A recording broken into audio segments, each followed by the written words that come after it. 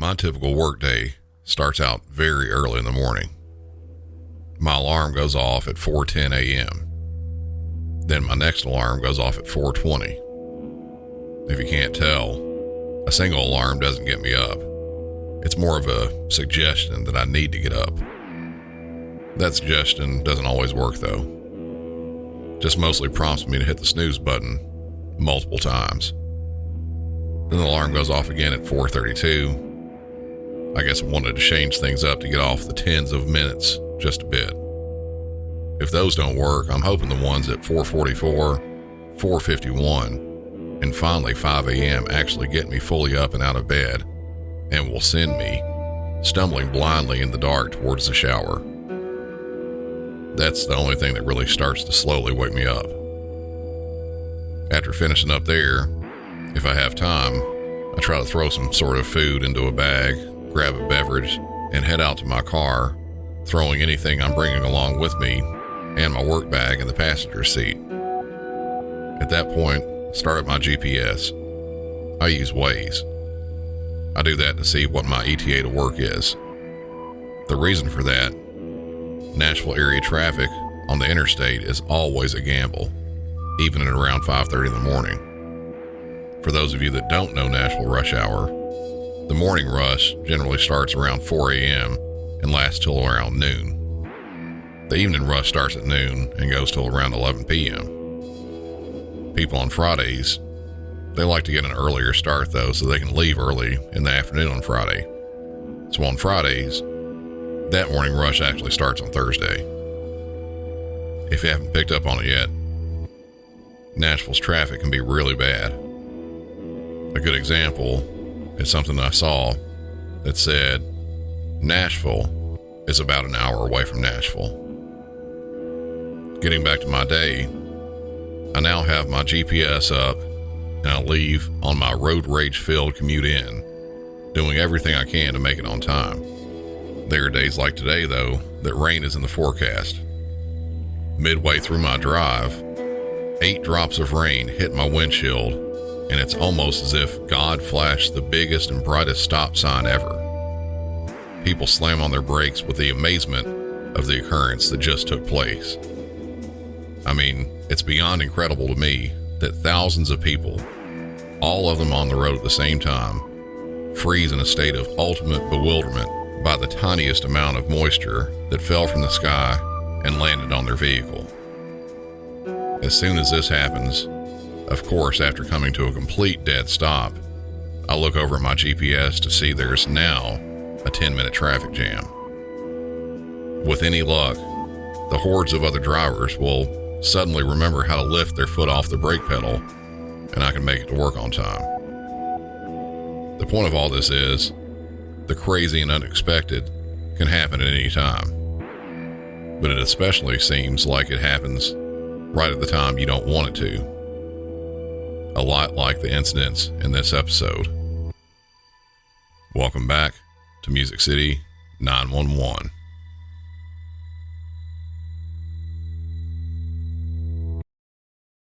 The first incident, it starts off a bit differently. Usually with the 911 calls where I start, but that's not where this one started. March 29th of this year, just a couple weeks back, at around 1:40 p.m., a Sparks, Nevada police officer is out on routine patrol. While driving around in the neighborhood, he noticed a Ford Expedition SUV driving ahead of him. That Expedition had no license plate on it. The officer initiated a traffic stop, and the Expedition slowly rolled to a stop in the 1500 block of Greenbrier Drive. The officer gets out of his patrol car and begins walking to the vehicle he's just pulled over. That's where we join him.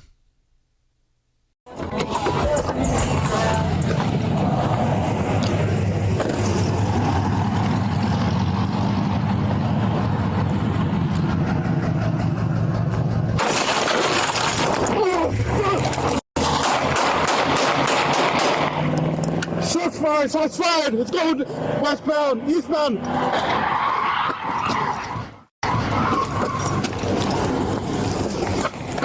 I'm shot. It's just 1050.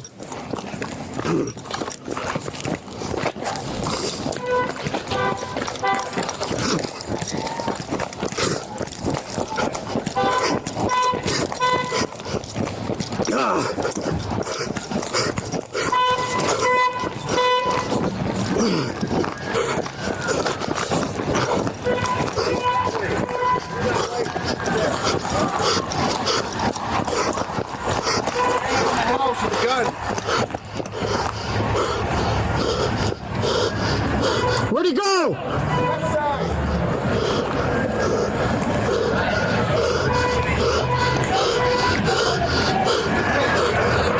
This way. Turn around.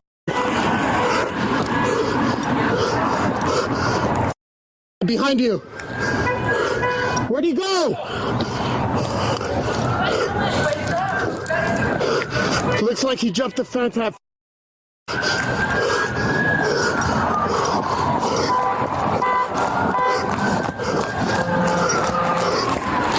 BMA, jean jacket. I think I need medics, med personnel.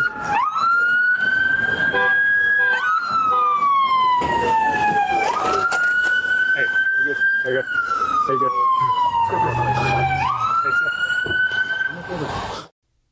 This started as a simple traffic stop. Absolutely nothing else. As the officer walks to the driver's side door, before he can say a word or do anything at all, the driver of the expedition produces a handgun, points it directly at the officer, and fires it through the closed window, shattering the glass and injuring the officer. The officer was lucky. The shot happened roughly 1 foot away from him. The shot hit him in the vest, and either fragments of the bullet or pieces of the window grazed the side of his head and neck, missing his jugular vein by just millimeters. The majority of the bullet was lodged in the top right part of his vest. The vest he was wearing is a Kevlar one. Getting shot in one of those does prevent penetration of the bullet, but you still definitely feel the impact heavily. The driver of the expedition sped away from the stop, and the officer did manage to return some fire. The suspect had the worst bit of luck trying to flee the scene, though. Less than a half a block away, at the corner of Greenbrier and Rock Boulevard, he stupidly ran a stop sign and got T-boned by a U-Haul truck. At this point, the suspect got out of the expedition with gun in hand, ran from the vehicle, and hopped a fence. While injured from the shot being fired at him, the officer still managed to make the roughly half-block run over to where the collision happened with the U-Haul truck and started looking around for the suspect. After airing the shots fired, other officers started towards the area, and the first one met up with the original officer, checking his condition, and started organizing a search for the suspect. Minutes later, dispatch receives a 911 call from a resident in the area. 911, what's the address emergency? Hello, 911. Yeah. You were able to go in there.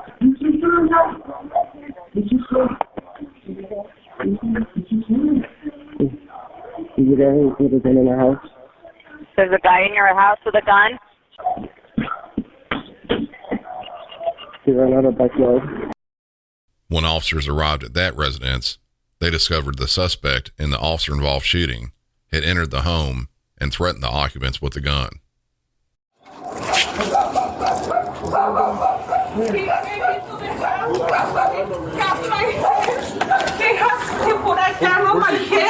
He was on the backyard and came inside. Where is he? I think he went to the other house. Wait, it's okay. Which way? He went this way? In the backyard, and then I think he jumped the fence, but I don't know where. The mother there inside the house had a knife and ended up cutting or stabbing the suspect before he ran out the back door and into the yard, likely jumping over a fence. The suspect luckily didn't harm anyone inside that home. He could be heard in the background of the 911 call asking if he was shot. As more officers arrived to the area, a shelter-in-place order was given for all that lived in the vicinity due to this dangerous and armed suspect running around and now breaking into a house. As officers were going door to door asking if anyone had seen the suspect, they noticed a car trying to back out of a driveway in the 1300 block of Prospect Avenue. They stopped the car and questioned the driver. Sparks, police! Police department! Hey, just cover me just in case the guy might be in there. Police department, show me your hands! Show me your hands! Sparks, police! Put your hands up! Stop! That doesn't look like anyone's in there.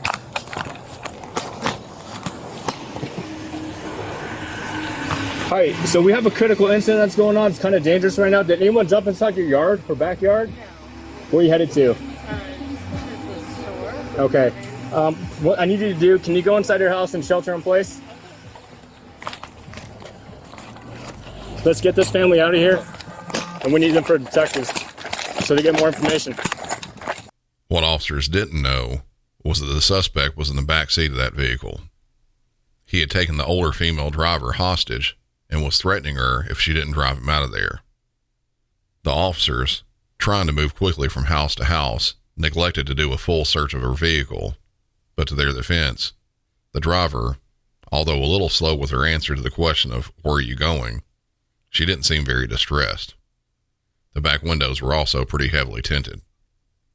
She was told to take her vehicle back inside the garage, which she did. The suspect remained in the house with the hostage. Police circled back around, later knocking on the same door of the vehicle that was trying to leave, and when the door opened, they saw the same female, but she was lying face down in the floor. Hey, there's an older WFA in this house. She's the one I talked to.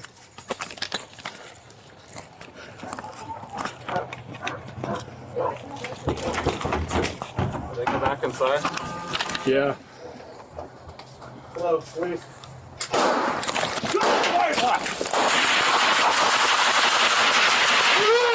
her up! Get her! Hey, stand up. Are you hurt? No. Get her up! Get her up! Get her up! Get her up! I got you. I got you. I got her. Hand over here. Here, I got one hand, you get the other. Let's go. Let's go. Get it behind the car. Stay right here, man. Get the fuck out of there!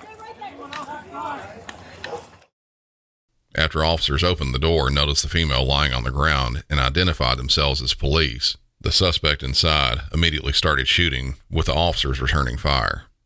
One of the lead officers grabbed the female hostage and, despite being fired upon, drug her out of the line of fire and across the street to safety. Another officer's body-worn camera captured audio of the same exchange. Back inside? Yeah. Oh, please. Get her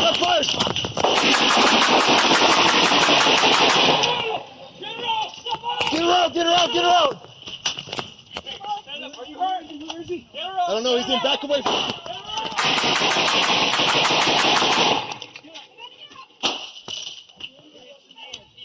He's shooting deep. Get his shield. Hold it.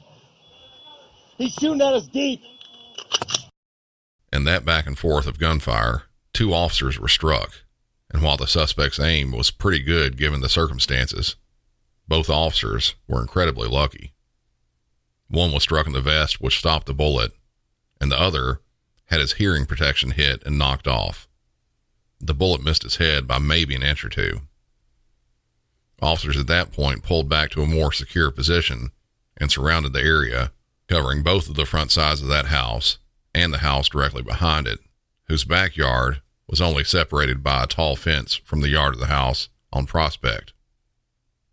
A police drone was sent into the air to try and keep watch on the back of the house the suspect was in, and he was seen crawling out of a small window into the backyard, then hopping the fence into the back neighbor's yard, and was then seen entering that house.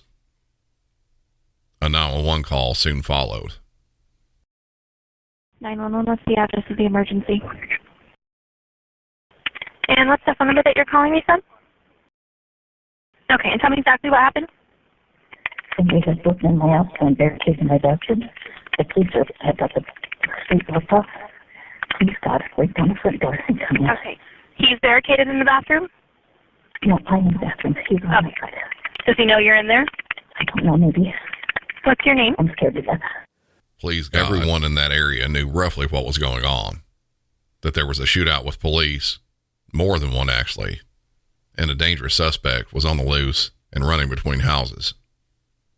This woman that called 911 was incredibly scared and wanted police inside her house as quickly as possible. She actually said, "Please God, break down the front door." While inside the house, I'm guessing that the suspect looked out the front window and saw a large police presence waiting for him and decided to go out to the backyard where he hid behind a shed.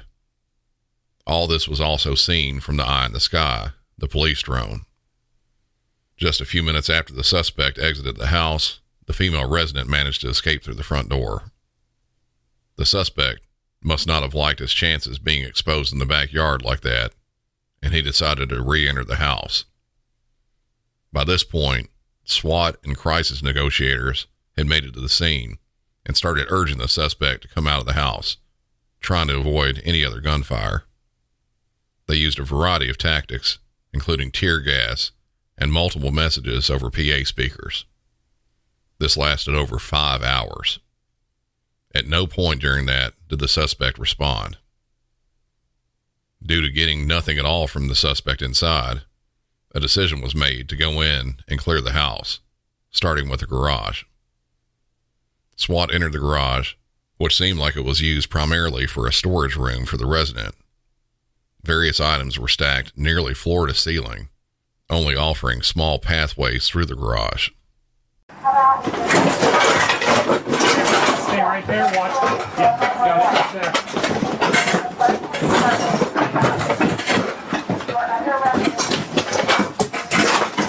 You got blood on the fridge, dude. So you got blood. Touch it!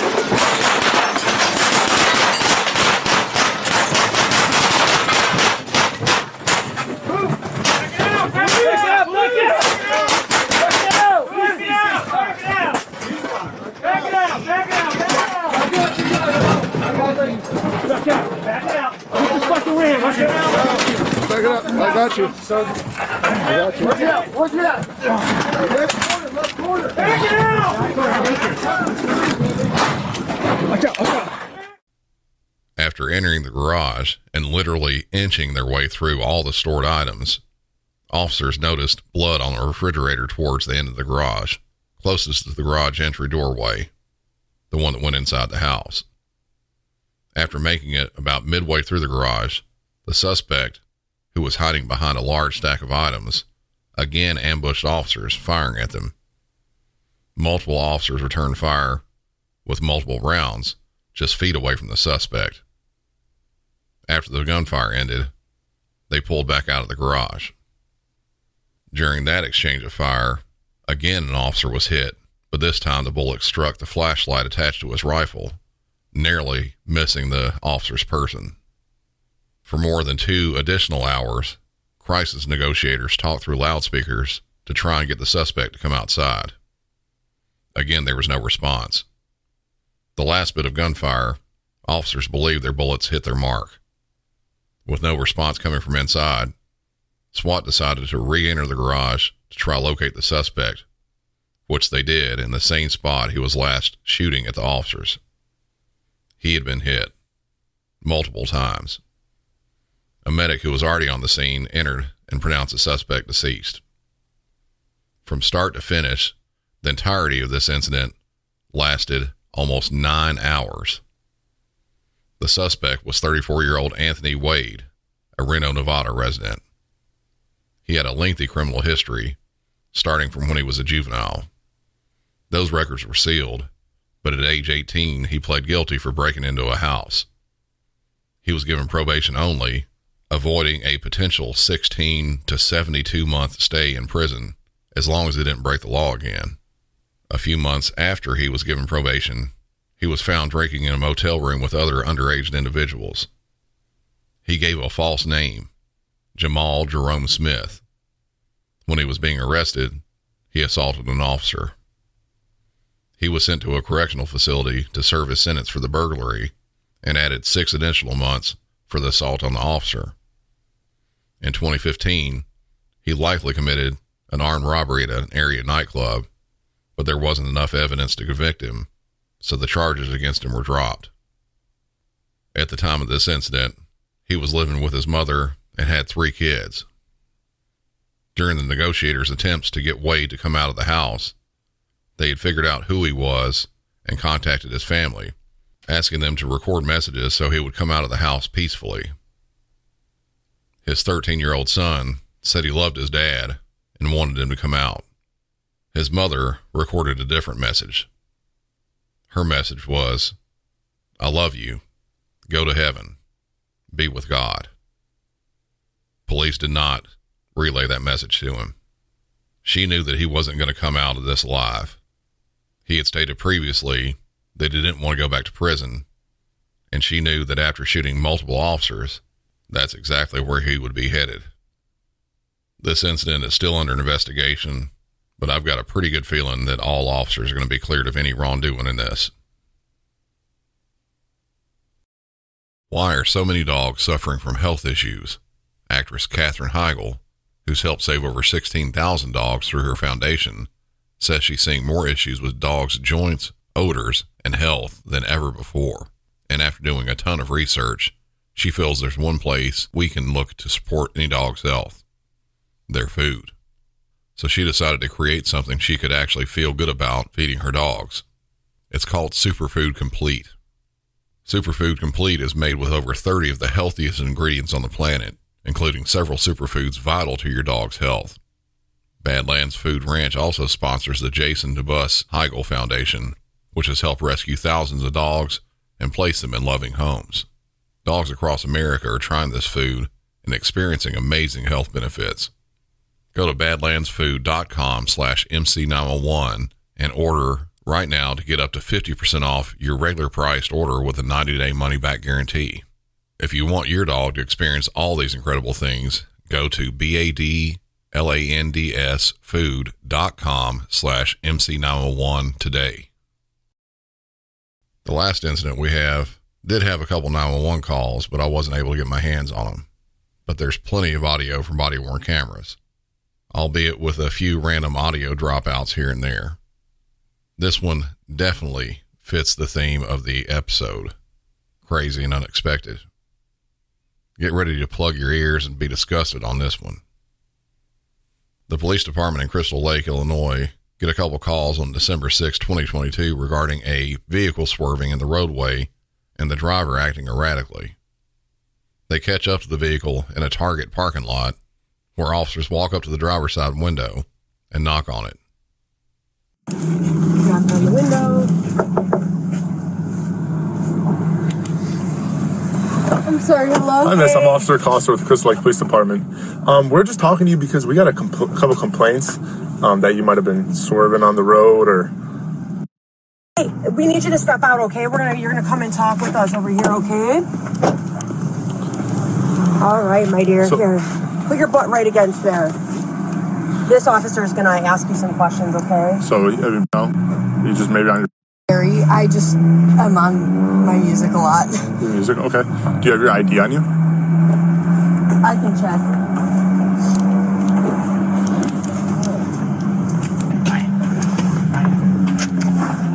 I just need to look at where you're reaching, my dear. I think it's right here. It's right there? Okay. Oh, all right. You good? Okay, here, put your butt right back there, okay? 2004, how old does that make you? That makes me 18. 18? Okay. You said you're coming from Cary? Yeah. What were you doing in Cary? Christmas presents. Okay. Is this your mom's car? Is it your mom? This is my car. Your car? Okay. Yeah, I own it. I paid for the license. Where do you live? In Foxborough. In Foxborough. Really? Okay. Yeah. So what were you guys doing at your boyfriend's house? We were just watching movies and playing video games. Watching movies and playing video games? Okay, and then you got the idea of... Explain to me one more time. I was like half listening. I was going to buy him Christmas presents while he's at work. You were going to buy... He works at Outback Steakhouse, and I got it. To buy him. Do you guys live together? No, because you live in... We live separate. I live in Foxborough Grove. Got it, okay. And how old are you? I'm 18. You're 18? Yeah. Okay. Okay, so my partner kind of explained why were we here. He got complaints that I was... So just to be clear, you're the owner of this car. Yes. What time do you know what time it is right now? Go without looking. Guess. I'm cheating. About 6:30. Okay, it's right now it's 7:15. Yeah. What time do you think? 5:30. 5:30? Yes. Okay, and then what did you do when you left his house? I came here. Okay. But it's 7:15. How long were you inside the store for? A while. Like, give me an approximate. 45 minutes. You were in the store for 30, 45 minutes? Yeah, looking for presents. Looking for presents. Okay. Okay. Yeah. Is there anything illegal in the car? Like, what's it called? What's it called when you take things that are like extra vitamins for you? The overall video of this is very long. I've edited out a lot of it, but at this point, the driver tries to shift focus on what might be happening there. Officers believe she's under the influence of something. They're asking very standard questions, observing her to see how she acts and reacts to the questions. They ask if she has anything illegal in the car, and she starts talking about legally bought vitamins. Like multivitamins? Kind of, but like, nothing. If it's something like over the counter. Yeah, it's like over the counter. They sell them at Target. Yeah, like, okay. That's not. Like okay, then that's the only thing that I influence. Again, our concern is we had 2 people call in saying that you were swerving on the road, and we just want to make sure you're okay to drive. And stumbling. That's why. Okay. That's why. After they saw you get out of your car. So here's the deal, though. Okay, I appreciate it. All right, I appreciate what you're saying to me. However, we have a little bit of a problem. Okay, so I'm going to give you an opportunity to be honest with me. Okay, because when you opened your door, I saw the bottle of vodka that's in your. I don't want you reaching in your car. Well, you could open the door. Okay, I'll open the door. You can stand with Officer. So you're okay with me opening and looking? Yes. Maybe she saw it wrong or something. Yes. You can open and look. Okay. The officer has asked for permission to open the door and look inside.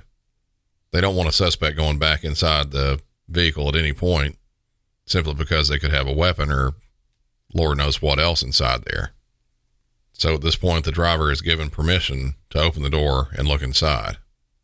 Besides all that, the first time they looked in the vehicle, when Ellie was trying to get her driver's license out, the officer saw the bottle of vodka in there.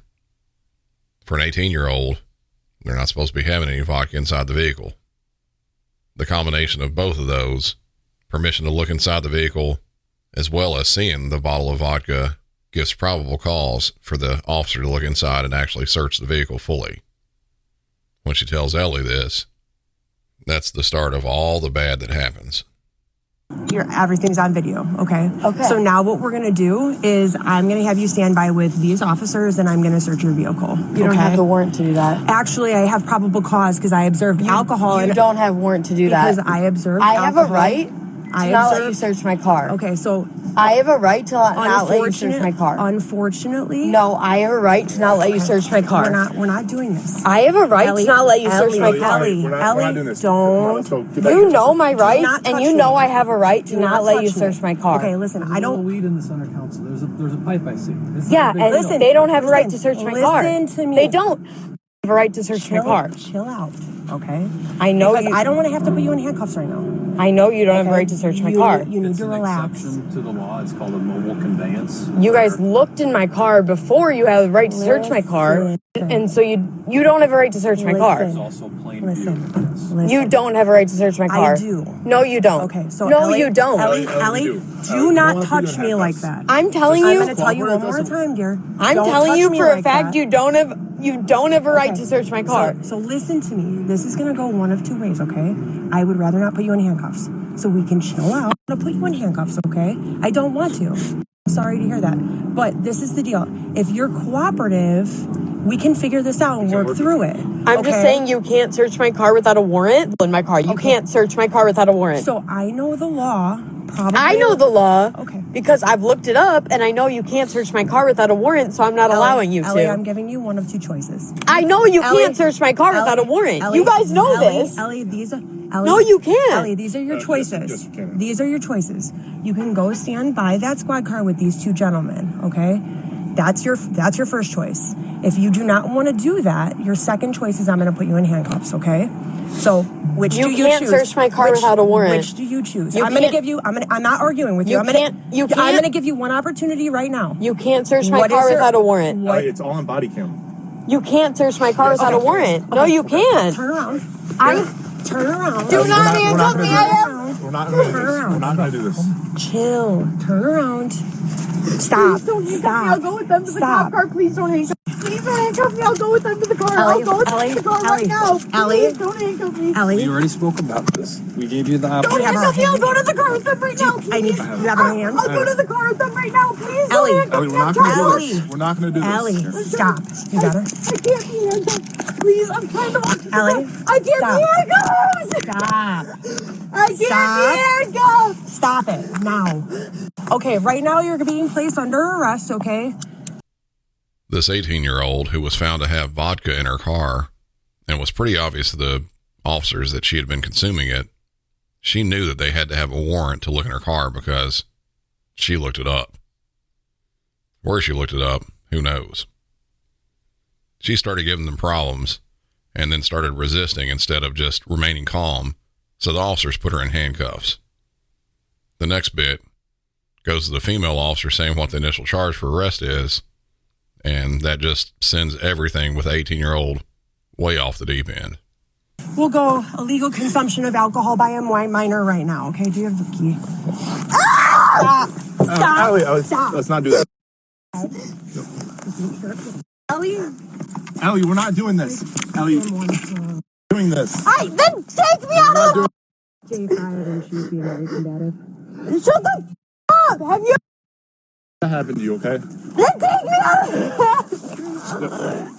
Take me out of the handcuffs. Ellie, stop. Take me out of the handcuffs, then. Listen to Take me out of the Ellie, Ellie, stop. Take me out of the handcuffs. Stop. I got it. Take me out of the Ellie, stop. Ellie, listen to me. Stop. Take me out of the handcuffs, then. Ellie, Take me out of the handcuffs, Ellie, then. stop. Take me out of the handcuffs, then. You're just making it worse for yourself, Ellie. Do you Come know on. how You much... are, seriously, because what's going to end up happening... Ellie, take me out of them. Ellie, stop. Take me out. Ellie, stop. Take me out of them. Stop it. Take them out. Ellie, listen to me. Walk, step over here. Take them out. Listen to me. Take them out. Listen to me. Take a deep breath. Listen to me. Can you please take the handcuffs off? Do you understand? Okay, you have to listen to me. Ellie, listen to me. Stop talking. Take a deep breath right now. Stop talking. Take a deep breath. Stop talking. Take a deep breath. Deep breath. Listen to me. Okay? Last time I got hit. You're Sorry gonna that be happened to okay. you. You're gonna be okay. But you can't fight with us.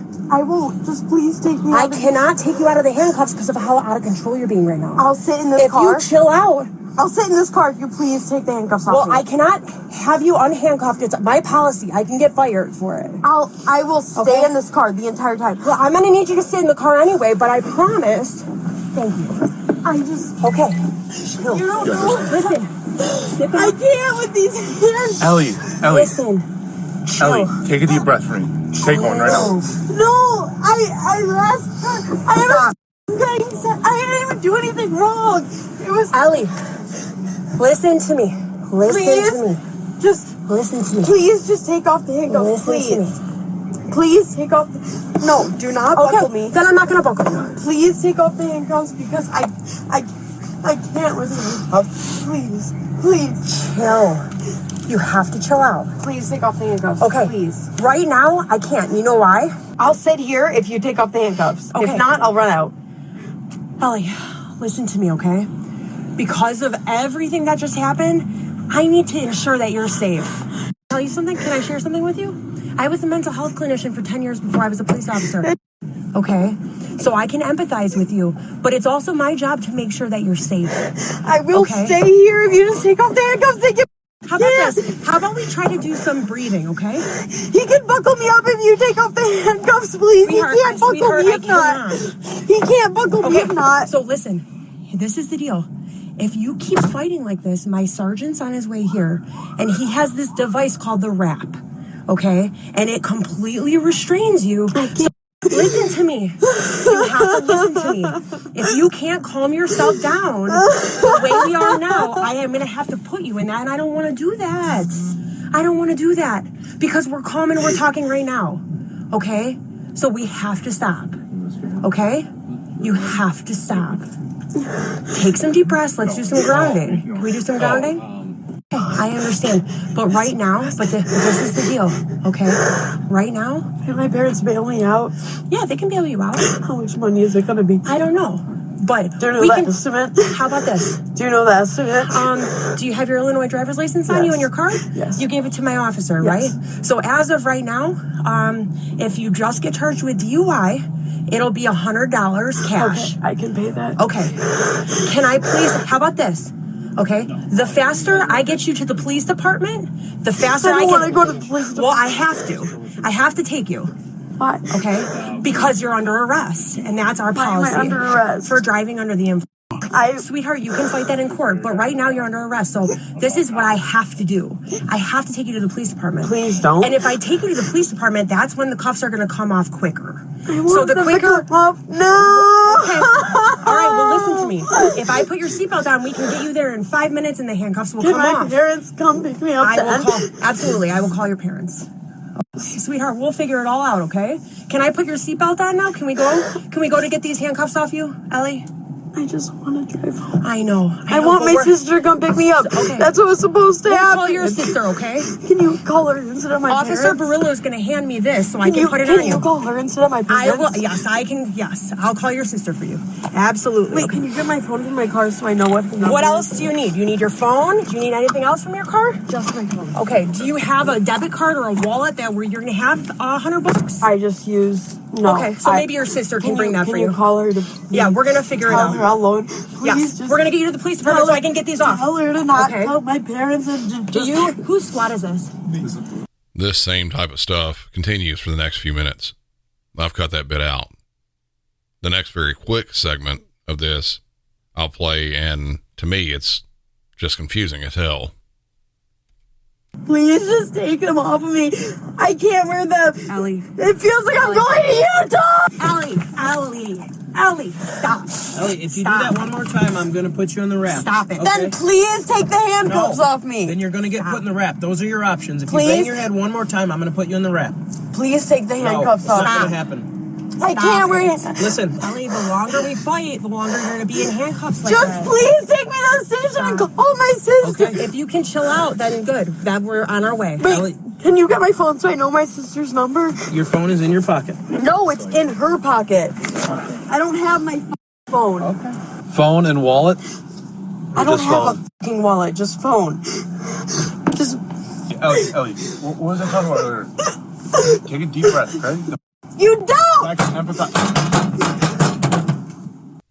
That last little bit started out by her asking again for the handcuffs to be removed. Then she screams that it feels like she's going to Utah. Now, I've never been to Utah, but if it feels like that, I think I'm going to steer clear of it. She then starts trying to ram her head against the barrier between the back of the patrol car and the front. A couple things about this, though. Not at all positive about this, so this will just be a theory on my part. There are apparently some health treatment centers in Utah for teens with behavioral issues. She could have been talking about one of those, but again, I have no way to confirm this. The other thing with this clip, and the couple before it, it really sounds like she's freaking out and crying. But if you watch the video, she's not at all crying. I didn't see a single tear roll down her cheek. When you look at her face, to me anyway, it looks like when a small child gets caught doing something wrong and they believe they can either fake cry or throw a full-on tantrum, and that would get them out of it. She's trying both of those right now, and in the past, stuff like that may have worked for her. From her actions, it seems like they probably have before. Unfortunately for her this time, they're not working out. I cut out the next bit where she is asking about her vape pen that she had just bought. She starts saying that she believes the officers are going to take it, and if they do, they owe her $27. They just want to remove it from her person and put it back in her car. That's all they were wanting to do. The next piece amps things up even more when the female officer says she's going to do a more thorough search. Ellie, what I'm going to do is a little bit more of a thorough search, just like... You can't touch me. I give you not permission to touch me. I don't give you permission to touch me. I don't give you permission to touch me. I don't give you permission to touch me. Just because you're with the law does not mean you can touch me without consent. You can't touch me without consent. They eventually have to put her in that restraint device they called the wrap. She didn't like that either. After that, they finally get her back into the patrol car. Once outside, the officers start talking about what charges to file on her. Yeah, so what I'm going to guess is they're going to put her somewhere, and you might just have to do an observation, ask her if she wants a blow, and if she says no, because what the overarching charge here is the aggravated battery. I mean, she was digging her hands in. She bit your shoulder. She bit your shoulder? Yeah. Do you know if you have teeth marks under your shirt? No. Okay. She spit on Lang. Oh, she spit on Lang too? Yeah, she spit on Lang. Okay. That's why after that, he was directly in front of her, and I was just like, I'm like, this, I don't need him, you know? So, she bit you, she spit on Lang, she spit on Barillo, she dug her hand. She grabbed my wrist numerous times before we even started. 1, 2, 3, 4, 5 counts of aggravated battery. What started out as maybe just a DUI has now jumped up to multiple counts of assault on officers. Not at all looking good for her. I wish I could say that this would be the end of it, but it wasn't. Inside the patrol car, she just keeps on with her tantrum. Who has my vape? Who has my vape? Who has my vape? Who has my vape? Who's gonna answer? Who has my vape? It's in your car. Ah! Ah! Ah! Ah!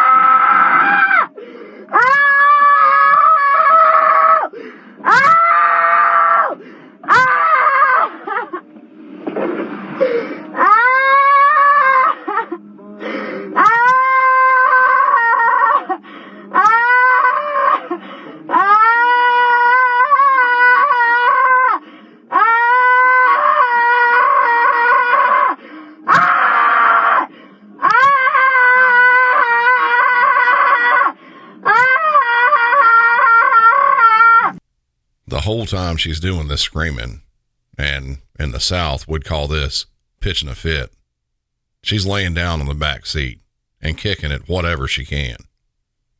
But what's amazing and crazy, the next bit, she somehow manages to turn herself to where she is head first down in the floorboard with her legs up in the air. Why are you answering? Ah!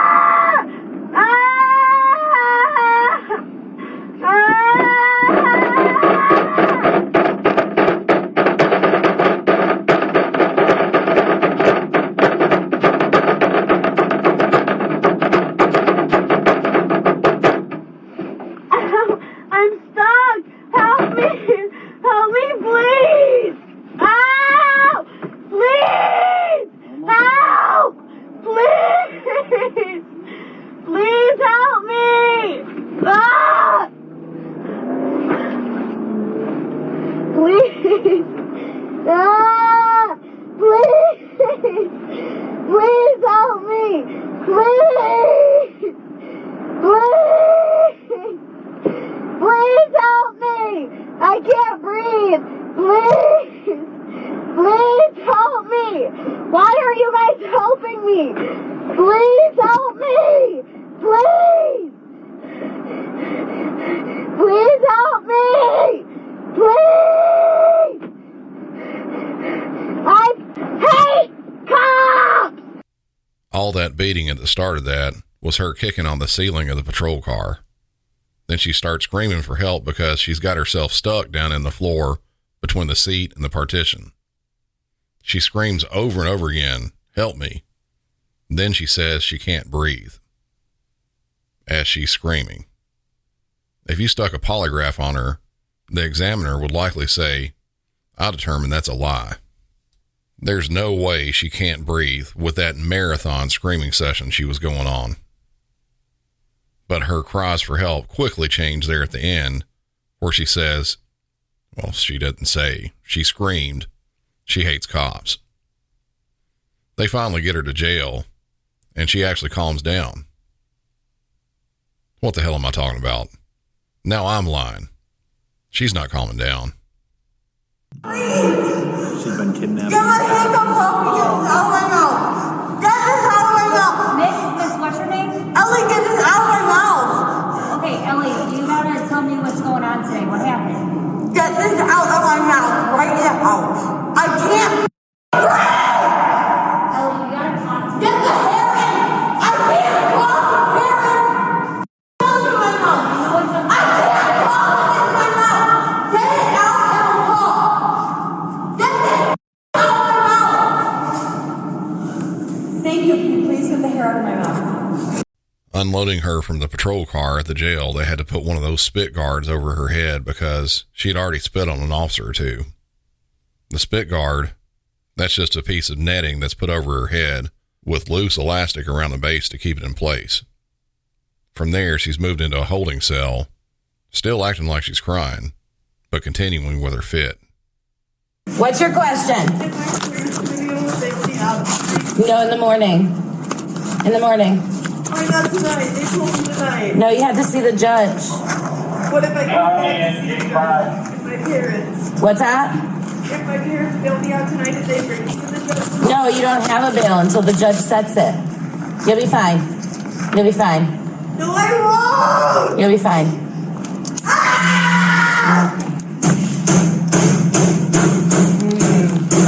It's just fixed right now. We'll see how it progresses. I need to go home tonight. Take some deep breaths. Okay? And trust me, these young ladies that you're talking to, you're in good hands, okay? If I call my parents, they'll say whatever it is to get me out tonight. I can't be here. Okay. Let's try, why don't we try some coping skills, okay? I can't be here tonight. I really can't be here tonight. I really.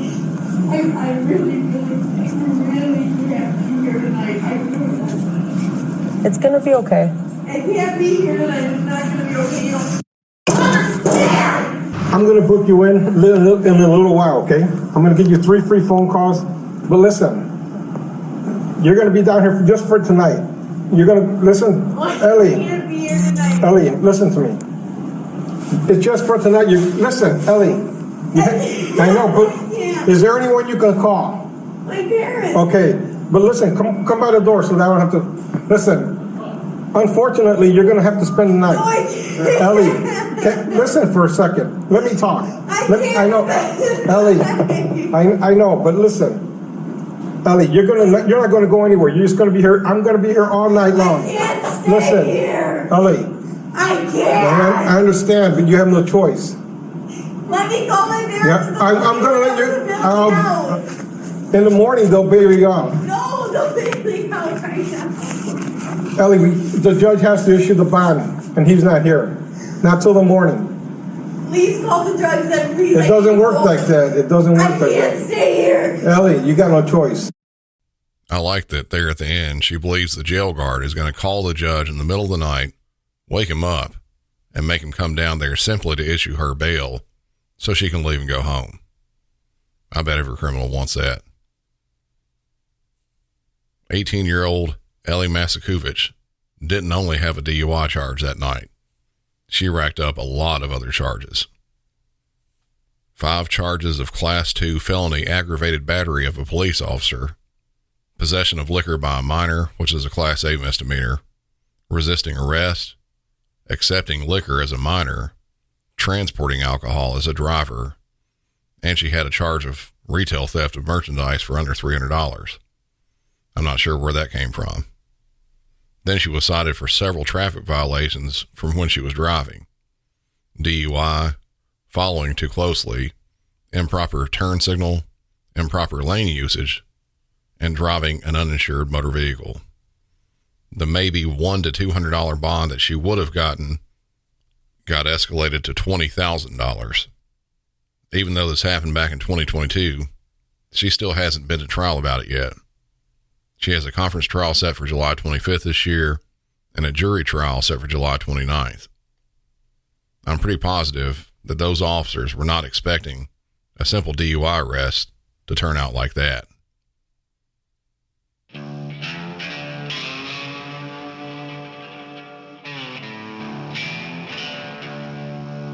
That'll do it for this one. I'd say that both of those incidents were pretty crazy and unexpected. Since this was a much longer episode than usual, I'll just quickly remind everyone to follow the show on social media, get your bonus content on over at Patreon, and if you need some new clothes or other Music City 911 gear, hit up MusicCity911.com and look for the shop button. Until next time, for Music City 911, I'm Brandon, and y'all have a good one.